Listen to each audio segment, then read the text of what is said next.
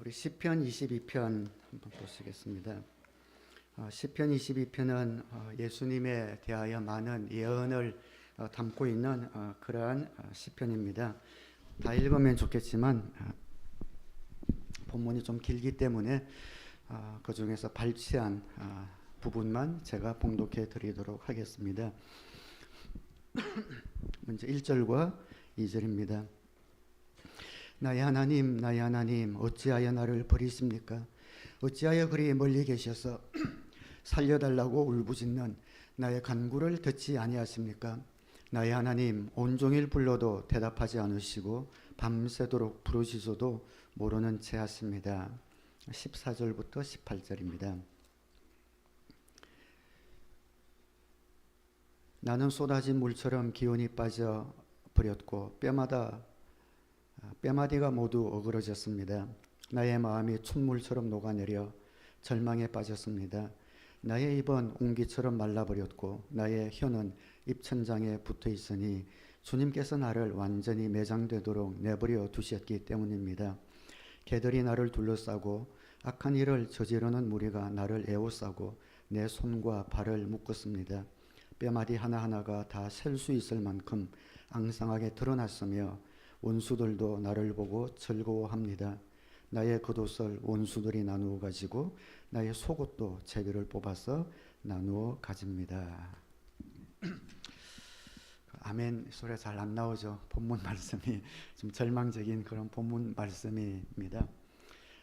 다윗이 원수들에게 둘러싸여 고난당할 때 하나님 앞에 부르짖는 이 기도가 읽으시면서 느끼셨겠지만 예수님이 십자가상에서 당하신 그런 고난과 너무 흡사하게 닮아 있습니다. 오늘 설교의 제목은 오늘 우리의 찬양 마지막 찬양 주 예수 나의 산 소망 그 찬양 제목을 가지고 와서 설교 제목으로 삼았습니다. 전우사님이 아마 저랑 뭐가 통했는지 오늘 설교 오늘 찬양 세 곡이 다 지난주 설교와 오늘 설교 주제와 너무 맞아떨어져서 마음에 감사함이 있습니다. 특별히 우리 복음송들 보면 요즘 나오는 이런 CCM 찬양들을 보면 가사가 너무 은혜롭습니다. 특별히 한국에서도 좋은 곡들이 많이 발표되지만 외국, 특히 미국에서 발표된 나온 이런 곡들의 가사는 신학적으로 볼 때 신학을 한 제가 보기에도 복음의 내용이 그 안에 참 알곡처럼 들어있는 것을 보게 되고 목사님이나 신학자가 이런 가사를 쓰지 않았을까 그런 생각이 드는 기름 부음 받은 찬양이 참 많습니다. 우리 팬데믹 때 많이 불렀던 웨이메이커라는 웨이메이커 맞죠? 나의 길을 만드시는 주 은혜로운 찬양입니까? 그리고 10,000 reasons 송축해 내 영혼 만 가지 이유 송축해 내 영혼 내 영혼아 그 찬양 중에 3절 가사가 부를 때마다 마음에 약간 뭉클합니다. 곧 그날에 나의 힘 다하고 나의 삶의 여정 마칠 때 끝없는 찬양 드리리라. 마지막 소망을 바라보는 그 찬양이 마음에 와닿는데 오늘 시편 22편의 이 본문을 읽을 때 저는 오늘 불렀던 나의 산 소망 이 찬양이 제일 먼저 마음에 와닿았습니다.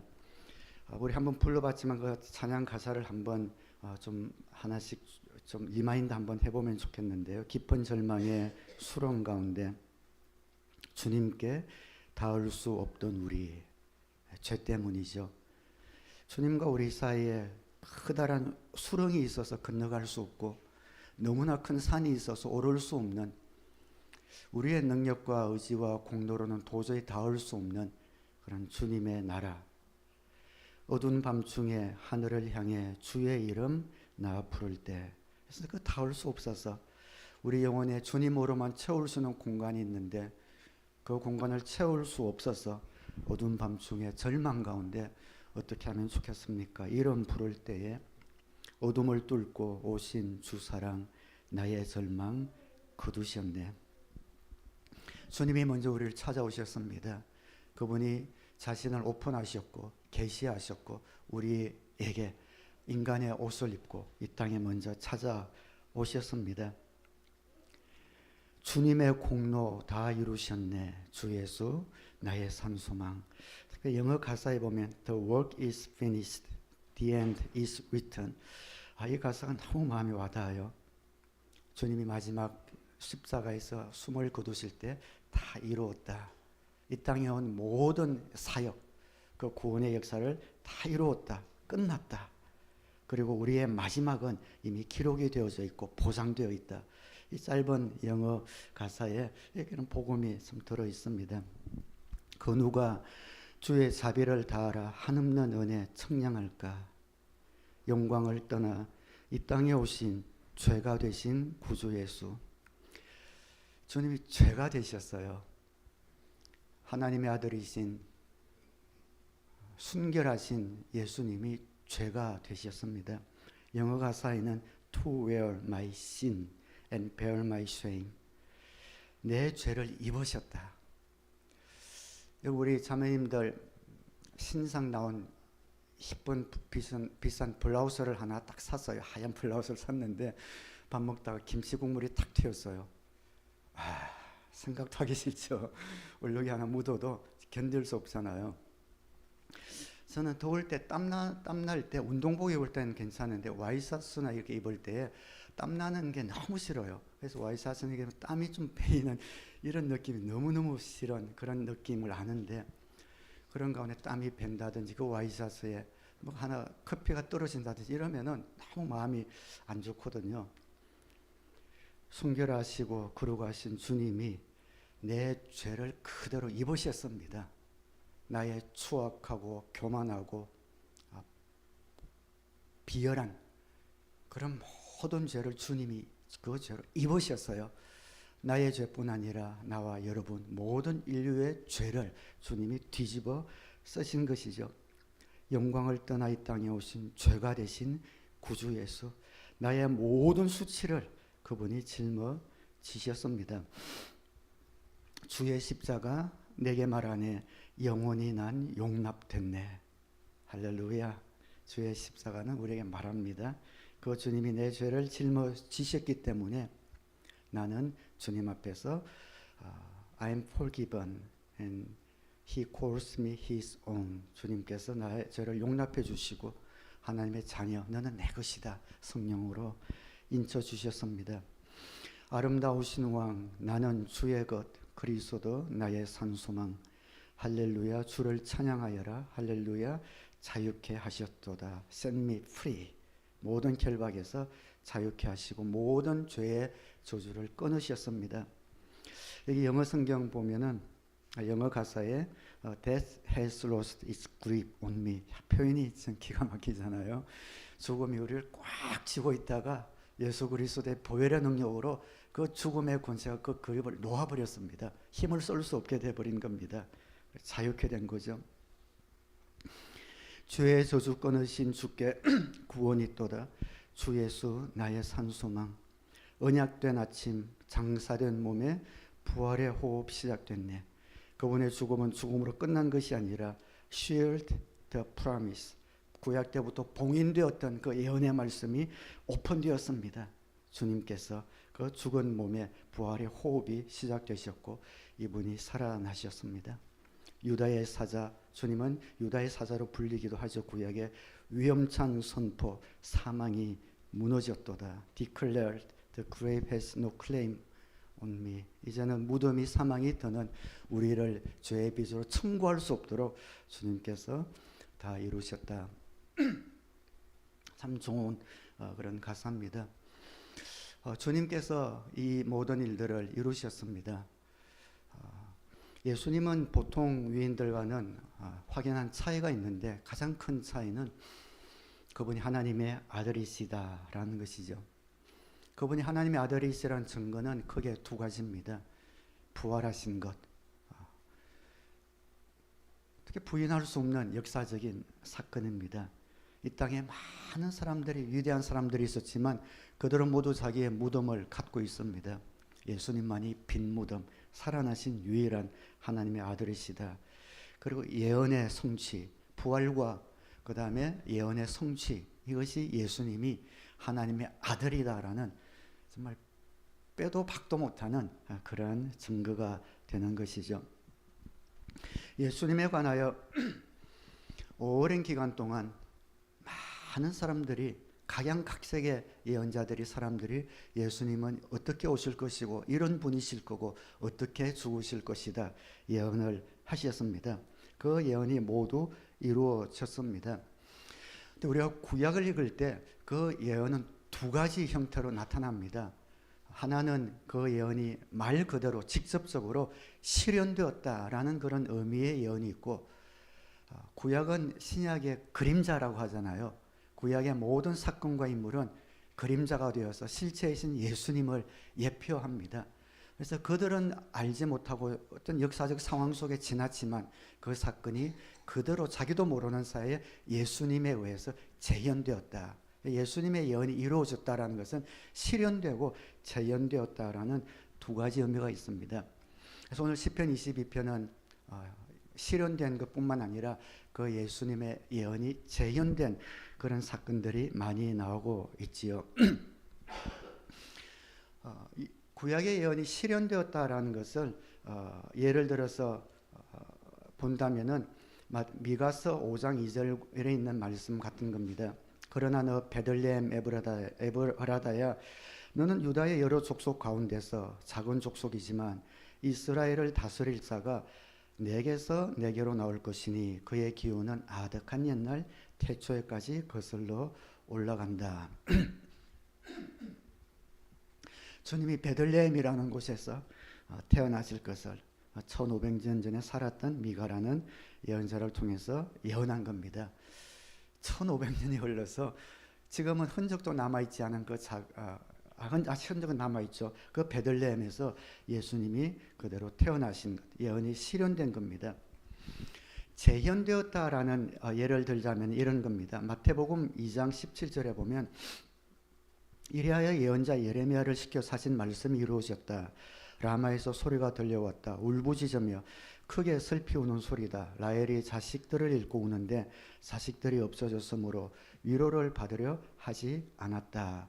그래서 마태가 기록한 데 보면 맨 앞에 예언자 예레미야를 시켜서 하신 말씀이 예수님이 태어날 때 이루어졌다라고 이야기하는데, 이거는 실현은 아닙니다. 그때가 재현되었다는 의미인데, 그럼 예레미야 때에 어떤 일들이 있었나 보면은 31장 15절에 이런 말씀이 있습니다. 나 주가 말한다. 라마에서 슬픈 소리가 들린다. 비통하게 울부짖는 소리가 들린다.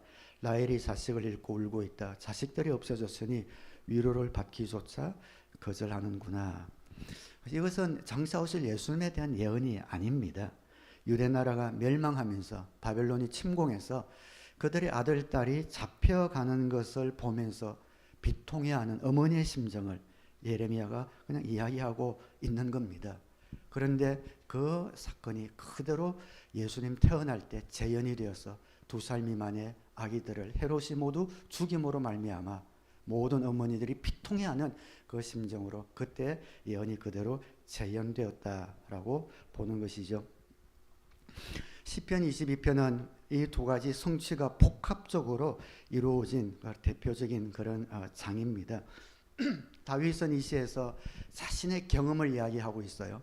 근데 그 경험들이 예수님에게서 그대로 재현되고 예수님에게서 완성되는 것을 보게 됩니다. 오늘 본문 14절에 보면 나는 쏟아진 물처럼 기운이 빠져버렸고 뼈마디가 모두 어그러졌습니다. 나의 마음이 촛물처럼 녹아내려 절망에 빠졌습니다. 나의 입은 옹기처럼 말라버렸고 질그릇처럼 말라버렸고 나의 혀는 입천장에 붙어 있으니 주님께서 나를 완전히 매장되도록 내버려 두셨기 때문입니다. 다윗이 이렇게 기록했지만 다윗은 자기가 이렇게 묘사한 것 같은 경험을 사실은 한 사례는 없습니다. 뼈마디가 어그러졌다든지 하는 이런 사례는 없이 원수들의 그런 침략 때문에 그렇게 느꼈던 겁니다. 정말 내가 이렇게 다윗의 시적인 감성이 풍부하잖아요. 입이 옹기처럼 질그릇처럼 쫙쫙 갈라지는 것 같고 혀는 입천장에 붙어 있는 것 같은 뼈마디가 어그러지는 것 같은 그런 자신의 경험, 자신의 심정을 그렇게 이야기했을 뿐입니다. 그런데 이 경험이 예수님에게서는 실제로 그대로 이루어졌습니다.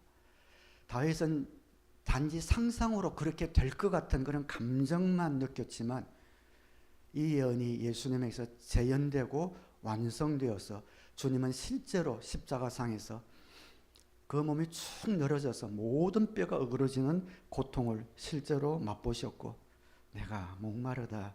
그 입은 질그릇처럼 말라버렸고 주님께 버림받은 것 같은 그런 경험을 예수님이 직접 하셨습니다. 시편 22편 18절에 다윗은 나의 겉옷을 원수들이 나누어 가지고 나의 속옷도 제비를 뽑아서 나누어 가십니다. 다윗 이런 경험이 없거든요. 근데 원수들이 그렇게 내가 만약 이 전쟁에서 패하게 되면 잡히게 되면 저 원수들이 내 옷을 전부 다 뽑아서 나를 이렇게 조롱하겠구나라는 그런 시적인 표현이었습니다.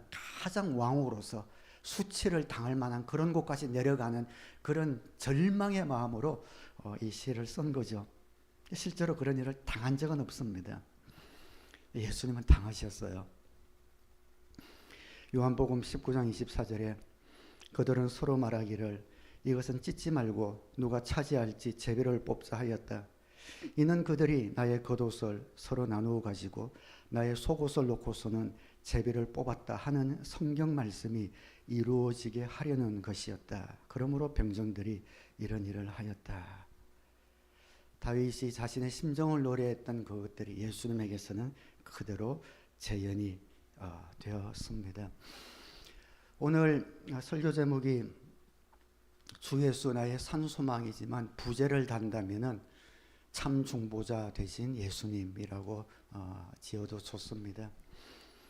예수님이 우리의 중보자가 되십니다. 중보자라는 것은 영어로는 intercessor, 중보기도를 intercession prayer 그렇게 부르잖아요. 중보 가운데서 두 개를 이어준다 이런 한자입니다. 우리가 중보기도 할 때는 내가 하나님과 내가 기도하는 그 사람 사이에서 그 사람을 하나님께 이어주는 기도를 중보기도라고 하지 않습니까? 신학적으로 사실 중보기도라는 말은 틀렸습니다. 왜냐하면은 이 땅의 중보자는 예수님만이 유일하시기 때문입니다.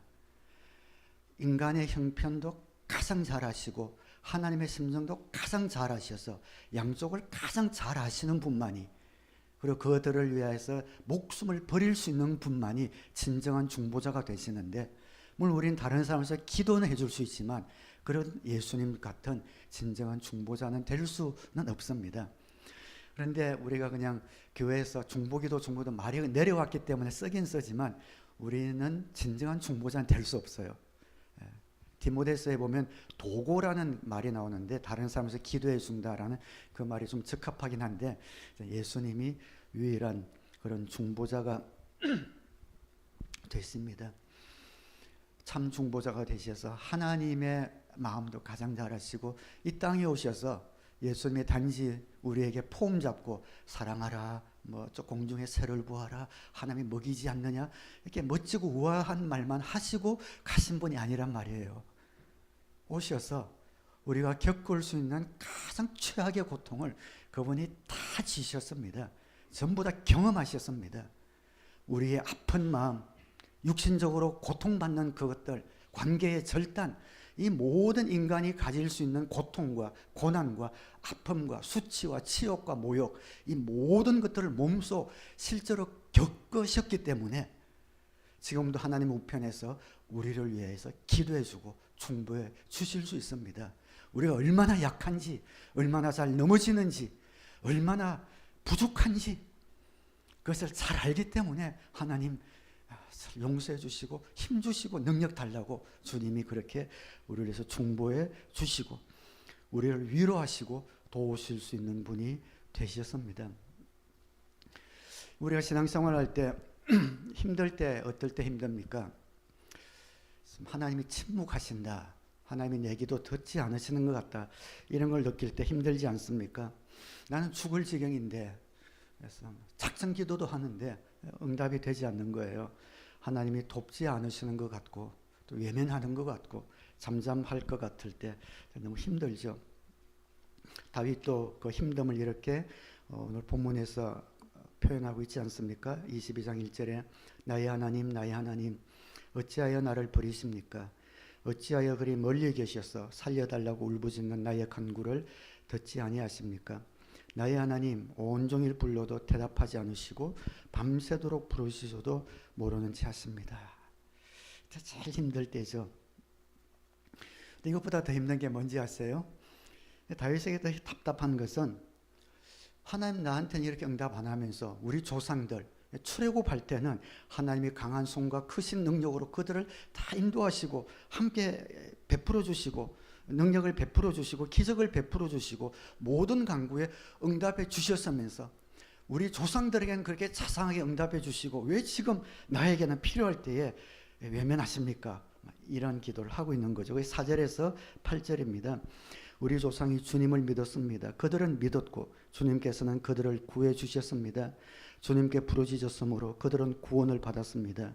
주님을 믿었으므로 그들은 수치를 당하지 않았습니다. 그러나 나는 사람도 아닌 벌레요 사람들의 비방거리 백성의 모욕거리일 뿐입니다. 나를 보는 사람은 누구나 나를 빗대어서 조롱하며 입술을 삐죽거리고 머리를 흔들면서 얄밉게 빈정댑니다. 그가 주님께 그토록 의지하였다면 주님이 그를 구하여 주시겠지.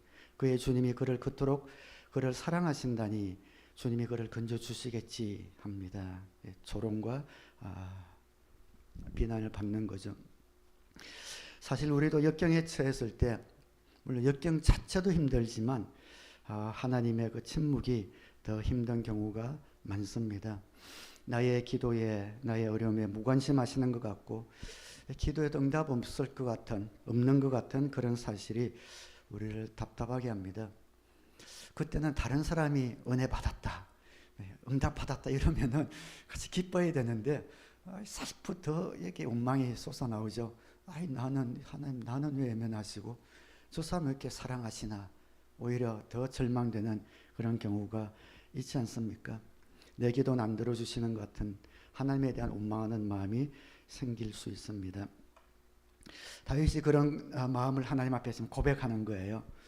근데 하나님은 사실 다윗을 외면한 적이 없습니다. 항상 함께 하셨고 성경 전체를 통해서 내 마음에 합한 자다라고 주님이 말씀하신 사람은 다윗 하나밖에 없어요. 언제나 그에게 함께 하셨고 그가 죄를 지었을 때 바로 즉각적으로 나단 선지자를 보내서 깨닫게 하시고 회개하게 하시고 여러분 열왕기상 역대상 읽어보면 알겠지만 그 수많은 왕들이 유다의 왕들이 이스라엘 왕들이 범죄를 해요. 그때마다 하나님이 뭐라고 말씀하시는지 아세요? 당장 멸망시키고 싶은데 다윗을 봐서 내가 참아준다 그랬어요. 그런 말도 얼마나 많이 나오는지 몰라요. 그렇게 사랑하셨던 사람이 다윗이란 말이죠. 다윗이 혼자 있는 것처럼 느낄 뿐이지 실제로 혼자 있는 것은 아니었습니다. 하나님이 그 시간을 그 상황을 통제하고 계셨고 하나님께 선으로 승리로 이끌어 주실 겁니다. 그런데 여러분 우리 예수님은 실제로 하나님께 외면 당하셨습니다. 다윗은 외면 당하는 그 느낌 하나로 이렇게 비통한 심정을 노래하는데 우리 예수님은 실제로 하나님 앞에 외면 당하셨습니다. 십자가에서 달려 돌아가실 때 하나님이 눈을 감으셨죠. 엘리 엘리 라마 사박다니.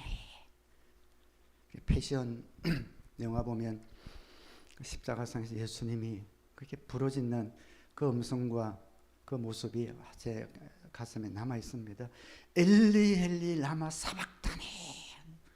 나의 하나님 나의 하나님 어찌하여 나를 버리시나이까. 부르짖습니다. 예수님이 우리의 죄가 되셔서 우리의 죄를 입으시고 우리 모든 인류의 죄를 입으시고 그 순간에는 죄인으로 십자가상에서 죽기 때문에 죄를 미워하시는 거룩하신 하나님의 성품에 그 죄를 하나님은 외면하십니다. 죄를 용납하실 수 없고 넘길 수 없는 하나님께서, 하나밖에 없는 독생자 예수 그리스도께서 우리 인류의 죄를 입으시고 모든 수치를 짊어지시고 십자가상에서 돌아가시는 그 순간에, 인류의 모든 죄를 짊어진 흉악한 죄인의 모습으로 돌아가는 그 순간에, 영원 전부터 영원 후까지 한 번도 끊어진 적이 없었던 하나님과의 교제가 그 순간에 단 한 번 끊어지게 됩니다. 하나님과 휘몰아치는 사랑의 소용돌이 속에서 끊을래야 끊을 수 없는 성부, 성자, 성령께서 그 아름답고 친밀한 교제를 영원토록 누리셨던 예수 그리스도께서 그러지 않으셔도 되는데 하나님이 만드신 하나님의 자녀들을 구원하시기 위해서 이 땅에 오셔서 죄를 입으시고 돌아가시는 그 순간 하나님이 외면하시고 온 천지는 흑암 가운데 들어갔으며 땅은 흔들리는 그 순간, 하나님 하나님 어찌하여 나를 버리십니까? 외치는 순간을 맞이합니다. 마태복음 27장 46절 3시쯤에 예수께서 큰 소리로 부르시자 말씀하셨다. 엘리 엘리 라마 사박다니, 그것은 나의 하나님 나의 하나님 어찌하여 나를 버리셨습니까? 라는 뜻이다. 고린도서 5장 21절 하나님께서는 죄를 모르시는 분에게 우리 대신으로 죄를 씌우셨습니다. 그것은 우리가 그리스도 안에서 하나님의 의가 되게 하시려는 것입니다. 믿으시면 아멘으로 고백하시기 바랍니다. 아멘. 죄를 모르시는 분, 모른다는 건 지식적으로 모른다는 게 아니에요. 경험적으로 죄는 털끝만큼도 모르시는 그분에게, 그 순결하고 거룩하신 순전하신 분에게 우리 대신으로 죄를 씌우셨습니다. 우리를 의롭게 하시려고 그렇게 하셨습니다.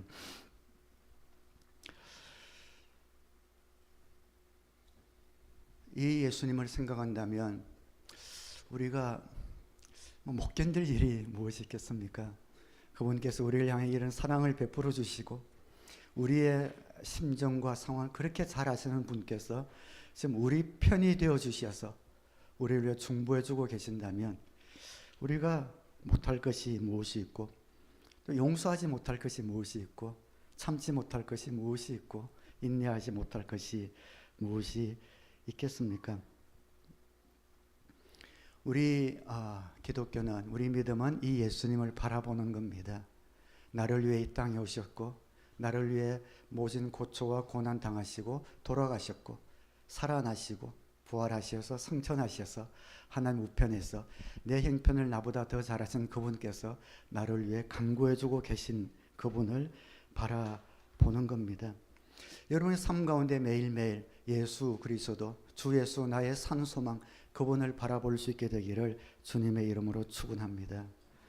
그분을 바라본다면, 그분이 나를 위해 행하신 그 일을 우리가 안다면 정말 못 품을 일이, 또 용서하지 못할 일이 어디에 있겠습니까?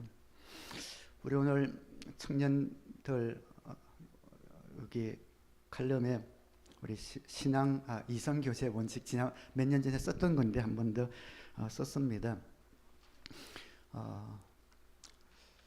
우리 청년들이 너무 좋은 시절 같아요. 너무나 좋은 인생에서 제일 정말 복받은 그런 시기 아닙니까? 우리 인생의 가장 아름다운 그 순간을 하나님께 드릴 수 있다면, 하나님 나라를 위해서 사용될 수 있다면 그것보다 더 큰 복이 없습니다.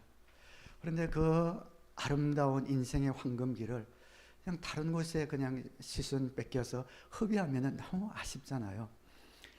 여러분들이 특별히 신앙을 처음 시작하는 분들이 있다면 처음 시작할 때에 장래에 대한 걱정들, 또 관계들, 직장생활, 특별히 또 청년에 대한 이성교제에 대해서 관심이 많을 때니까 그런 관심이 많을 때가 있겠지만 그 모든 것 가운데 중심에 예수 그리스도를 바라보는 믿음이 있게 되기를 주님의 이름으로 축원합니다.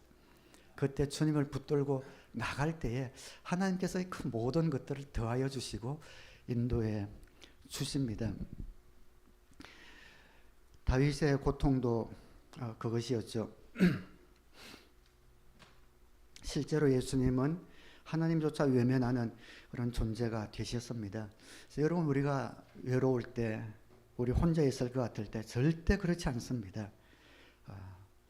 다윗은 단지 느꼈을 뿐이지만 실제로 그 모든 것들을 당하신 주님은 여러분의 외로움이 얼마나 무거운지, 우리의 우울한 그런 감정들, 또 내 안에 부족한 이런 모든 감정들이 어떤 것인지 주님께서 너무나 잘 아시기 때문에 결코 혼자 버려두지 아니하시고 우리 가운데 오셔서 위로하시고 이해하시고 도울 수가 있습니다.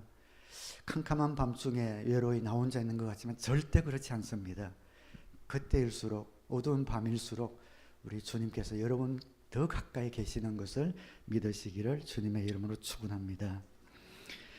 우리가 역경 가운데 있을 때 힘든 것은 하나님의 침묵과 더불어 이웃의 조롱이었죠. 다윗도 내가 이렇게 안 되니까, 하나님을 믿는 내가 이렇게 안 되니까 이웃들이 나를 조롱하는 것을 못 견디겠습니다. 그렇게 고백했잖아요. 우리도 그렇습니다.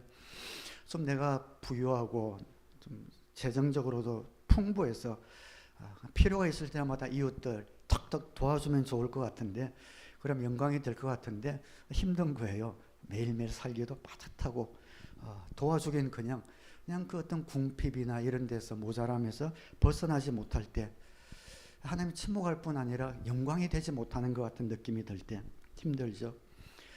나에게 마음의 병이든 육신의 병이든 있다면은 그 질병에서 기도를 통해서 거뜬하게 일어나서 간증도 하고 이래야 하나님께 영광이 될 것 같은데, 그 질병을 오랜 동안 떨쳐버리지 못할 때 힘이 듭니다. 경제가 아무리 어렵고 또 실업률이 높다고 해도 하나님의 자녀는 하나님이 지켜주시기 때문에 회사에서, 직장에서 잘리지 않고 그곳에서 꼭 필요한 사람이 되어서 탁탁 승진도 하고 이래야 하나님께 영광이 될 것 같은데 다 그렇지 않잖아요. 어떨 때는 그 상황에 밀려서 잘리기도 하고 실직하기도 합니다. 그럴 때 힘이 듭니다. 다윗의 고통도 그랬습니다. 내가 하나님께 영광이 되지 못한 건 아닌가, 그런 마음까지도 주님께서는 아시는 이유가 주님이 친히 그 모욕을 당하셨기 때문이죠.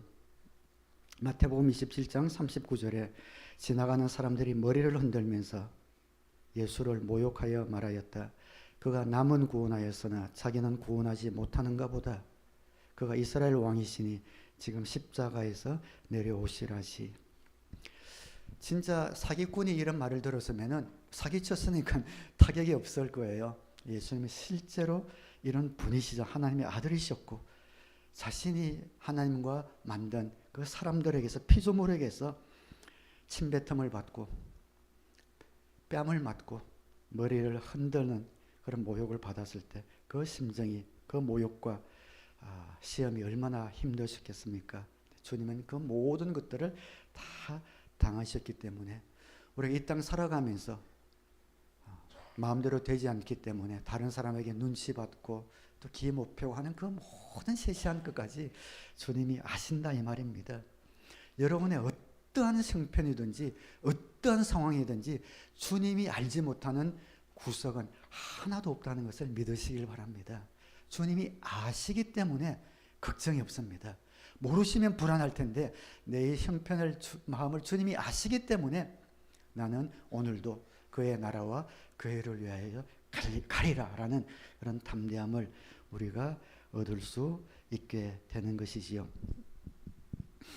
우리 인생의 주인 되신 예수님께서 인간이 겪을 수 있는 최대한의 고통을 다 겪으셨기 때문에 하나님에게 버림받은 경험, 잘못한 것이 없음에도 불구하고 조롱당하는 아픔, 그리고 실제로 겪으셨던 육신적인 고통, 이런 것을 모두 다 맛보신 그분께서 죽음과 사망을 이기시고 부활하셔서 주 예수 나의 산소망 되시고, 이제 마지막 남은 하나의 약속, 예수님을 믿는 하나님의 자녀를 데려 이 땅에 다시 오실 것을 믿으시면 아멘으로 화답하시기 바랍니다.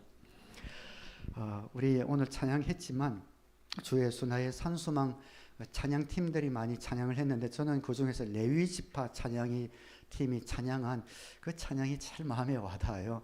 우리 단연 찬양인데 오늘 그 가사 이 찬양팀이 부르는 유튜브 우리 가사를 한번 찬양을 한번 마음속에 설교를 생각하면서 마음속에 한번 담으면서 기도하는 마음으로 이 찬양 한번 듣고 우리 함께 기도하도록 하겠습니다.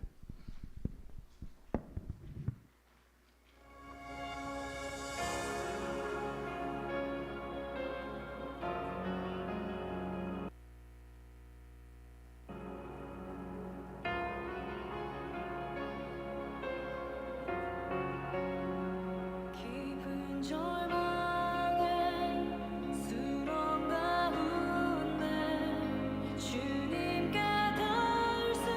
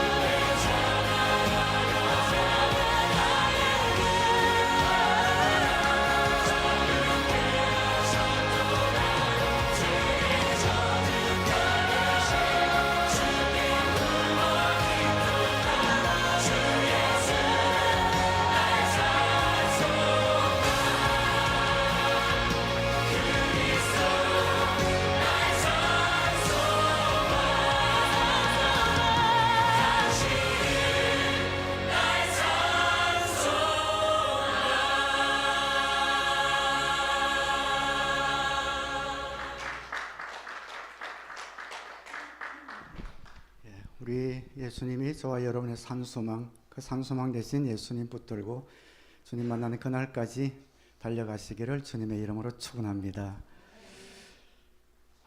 시편 22편이 참 감사한 것은 바로 뒤에 23편이 있다는 겁니다. 주 예수 나의 산소망 삼은 그 사람들에게 여호와는 나의 목자시니 내가 부족함이 없으리로다. 주님께서 우리의 목자가 되어주시겠다고 약속하고 있습니다. 특별히 23편 맨 마지막에 내가 여호와의 집에 영원히 거하리로다. 주님의 집안에 거하기를 사모하는 모든 사람들에게 예수님이 산소망 되시고 목자가 되어주시겠다고 말씀하고 있는 그 약속의 말씀, 우리가 마지막에 함께 합독으로 고백하면서 말씀을 맺겠습니다. 우리 함께 일어나셔서 시편 23편 우리 함께 한 목소리로 낭독하도록 하겠습니다. 시작. 여호와는 나의 목자시니 내게 부족함이 없으리로다. 그가 나를 푸른 풀밭에 누이시며 쉴만한 물가로 인도하시는도다. 내 영혼을 소생시키시고 자기 이름을 위하여 의의 길로 인도하시는도다. 내가 사망의 음침한 골짜기로 다닐지라도 해를 두려워하지 않을 것은 주께서 나와 함께 하심이라. 주의 지팡이와 막대기가 나를 안위하시나이다. 주께서 내 원수의 목전에서 내게 상을 차려주시고 기름을 내 머리에 부으셨으니 내 잔이 넘치나이다. 내 평생의 선하심과 인자하심이 반드시 나를 따르리니 내가 여호와의 집에 영원히 살리로다. 아멘.